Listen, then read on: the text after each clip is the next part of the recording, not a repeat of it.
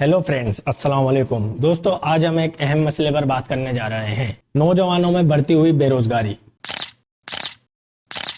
क्यों एक यूनिवर्सिटी से pass out degree holder unemployment के ट्रैप में फंसता है? क्या आपने कभी सोचा है क्यों सिर्फ कुछ लोग ही दुनिया के सबसे अमीर और कामयाब लोग बन पाते हैं, जबकि मेहनत तो हर इंसान ही अपनी अपनी फील्ड्स में कर रहा होता है? आज इस वीडियो में हम इन सब सवालों पर गौर करेंगे और देखेंगे कि हमारी जिंदगी में एजुकेशन का रोल क्या है। एजुकेशन सिस्टम को जब बनाया गया तो इसका असल मकसद क्या था? इस एजुकेशन सिस्टम की असल हकीकत को समझेंगे। ये सिस्टम हमें दुनिया में आगे बढ़ने के काबिल बना रहा है या हमें एक ट्रैप में फंसा रहा है? तो चलिए वीडियो में आगे बढ़ते हैं। दोस्तों, दुनिया के अमीर लोगों की कहानियां सुनते हैं तो एक चीज साफ हो जाती है कि इनका रास्ता आसान नहीं था।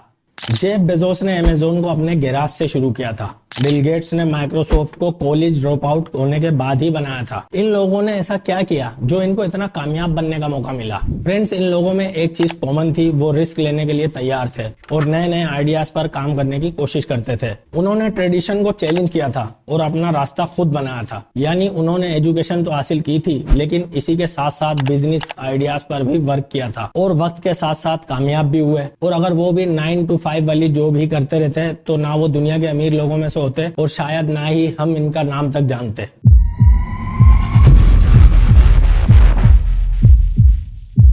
दोस्तों, जब एक बच्चा इस दुनिया में आता है तो बचपन से ही इसके माँ बाप इसकी अच्छी परवरिश और अच्छी से अच्छी तालीम दिलवाने की जिद्दोजहद में लग जाते हैं ताकि वो बड़ा होकर एक अच्छी जॉब हासिल करे, अपने माँ बाप का नाम रोशन करे और अपने घर को फाइनेंशियली भी सपोर्ट करे। बस अब यहाँ से शुरू होता है एजुकेशन सिस्टम का ट्रैप। जब एक बच्चा स्कूल जाता है तो इसका दिमाग क्रिएटिविटी से भरा होता है। अब जरूरत होती है इसे तराशने की, यानी इसे ऐसा सिलेबस दिया जाए जिससे बच्चे का शौक पता किया जाए कि वो क्या करना चाहता है, इसका शौक किस चीज में है।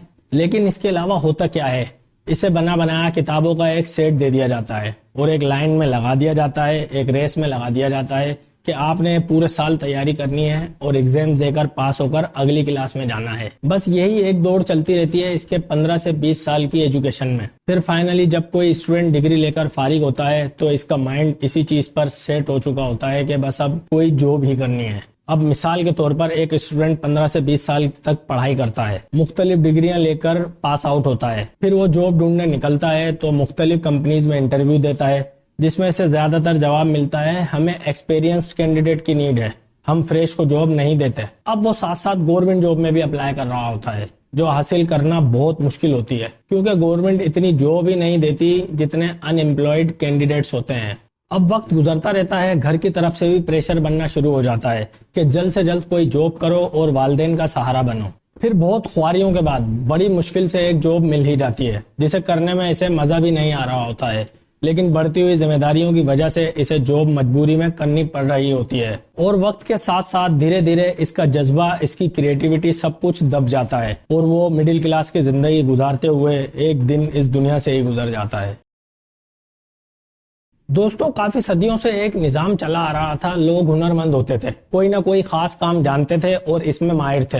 वो इसी काम के जरिए अपनी जिंदगी गुजर बसर करते थे, यानी ज्यादातर सेल्फ डिपेंडेंट होते थे। लेकिन जब 19वीं सदी में इंडस्ट्रियल रेवोल्यूशन ने जोर पकड़ा, मुख्तलिफ सेक्टर्स में बड़ी बड़ी फैक्ट्रीज लगना शुरू हुई, तब बनाया गया ये एजुकेशन सिस्टम। दरअसल होता क्या है कि इन फैक्ट्रीज के ओनर्स को शिद्दत से ऐसे वर्कर्स की जरूरत थी जो इन फैक्ट्रीज में किसी पार्टिकुलर काम को करने में खास ट्रेंड हो और अपने मालिक की हर बात मानने के आदी हों। बस इसी चीज को मद्देनजर रखते हुए हमारे एजुकेशन सिस्टम को डिजाइन किया गया है। हमारा एजुकेशन सिस्टम एक तरह से हमें एक वर्कर तैयार करता है जो अपने मालिक की हर बात मानता है। ये सिस्टम हर स्टूडेंट को मुख्तलिफ डिग्री देकर फारिग करता है। फिर ये डिग्रीज किसी भी जॉब में अप्लाई करने के लिए इसके मयार को तय करती हैं कि ये किस लेवल पर अपने मालिक का नौकर बनेगा। इस सिस्टम ने कितने ही लोगों को मिडिल क्लास बनाकर छोड़ दिया है जो सिर्फ किसी कंपनी के ओनर के लिए एक नौकर की जिंदगी गुजार रहे हैं। दोस्तों, अब आपके जहन में एक सवाल आ रहा होगा, क्या हमें एजुकेशन छोड़ देनी चाहिए? इसे हम अगले चैप्टर में समझते हैं। आप में से बहुत से दोस्त सोच रहे होंगे कि अगर एजुकेशन सिस्टम इतना इफेक्टिव नहीं है तो क्या एजुकेशन छोड़ देनी चाहिए? इसका सिंपल आंसर है बिल्कुल नहीं। एजुकेशन हमें शऊर देती है, अच्छे बुरे की तमीज देती है, बड़े छोटे का अदब सिखाती है। हकीकत में एजुकेशन की जरूरत है, लेकिन सिर्फ ट्रेडिशनल एजुकेशन की नहीं। यानी सिर्फ मैथ, फिजिक्स, केमिस्ट्री में एक्सपर्ट हो जाने से कुछ नहीं होगा। हमें प्रैक्टिकल स्किल्स भी सीखनी होंगी, जो अगर हमें अच्छी जॉब ना मिले तो अपना बिजनेस सेट करने में मदद देंगी। यानी आप सिर्फ जॉब मिलने के इंतजार में बेरोजगार नहीं बैठे रहेंगे। और वैसे भी आज के इस कंपटीशन के दौर में अमीर और कामयाब वो लोग होते हैं जो एजुकेशन के साथ साथ और भी स्किल्स सीखते हैं, जैसे कि programming, graphic designing, digital marketing जैसी स्किल्स आज के दौर में बहुत मायने रखती हैं। इन स्किल्स के जरिए आप अपनी किसी भी तरह के बिजनेस को प्रमोट कर सकते हैं।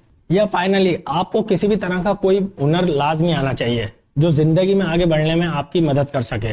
वैसे भी एक कहावत है, हुनर बादशाह होता है और जॉब में इंसान हमेशा नौकर ही रहता है। दोस्तों, अब वक्त आ गया है कि हमें एजुकेशन को नए नजरिए से देखना होगा। हमें अपनी सोच को बदलना होगा, अपने अंदर छुपे टैलेंट्स को पहचानना होगा और इस पर भी मेहनत करनी होगी और अमल में लाना होगा। याद रखें, अमीर वो लोग बनते हैं जो रिस्क लेते हैं, जो अपने पैशन को ही अपना प्रोफेशन बनाते हैं। एजुकेशन जरूरी है, लेकिन सिर्फ एजुकेशन से ही अमीर नहीं बनते। अगर आप ऐसा करते हैं तो काफी चांस है कि आप उन 99.6% लोगों से निकलकर उन 0.4% लोगों में शामिल हो जाएंगे जो अमीर होने के साथ साथ कामयाब जिंदगी गुजार रहे हैं। फ्रेंड्स, उम्मीद है आप लोगों को ये वीडियो पसंद आई होगी। अगर वीडियो से आपकी नॉलेज इंप्रूव हुई हो तो वीडियो को लाइक कर दें, चैनल को सब्सक्राइब कर लें और कमेंट में ये जरूर बताएं कि आपको क्या लगता है, सिर्फ एजुकेशन से इंसान अमीर बन सकता है? अपनी कीमती राय जरूर दें। मिलते हैं नेक्स्ट वीडियो में। खुदा हाफिज।